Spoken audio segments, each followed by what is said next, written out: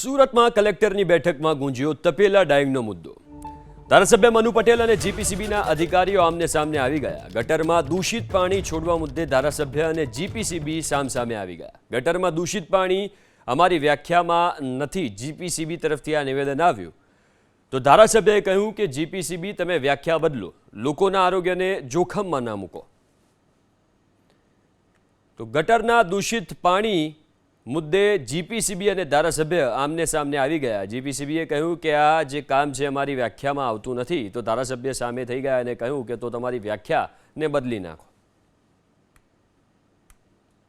સુરતમાં કલેક્ટરની બેઠકમાં ગુંજ્યો તપેલા ડાયંગનો મુદ્દો। ધારાસભ્ય મનુ પટેલ અને જીપીસીબીના અધિકારીઓ આમને સામને આવી ગયા। ગટરમાં દૂષિત પાણી છોડવા મુદ્દે ધારાસભ્ય અને જીપીસીબી સામસામે આવી ગયા। ગટરમાં દૂષિત પાણી અમારી વ્યાખ્યામાં નથી, જીપીસીબી તરફથી આ નિવેદન આવ્યું તો ધારાસભ્યએ કહ્યું કે જીપીસીબી તમે વ્યાખ્યા બદલો, લોકોના આરોગ્યને જોખમમાં ના મૂકો।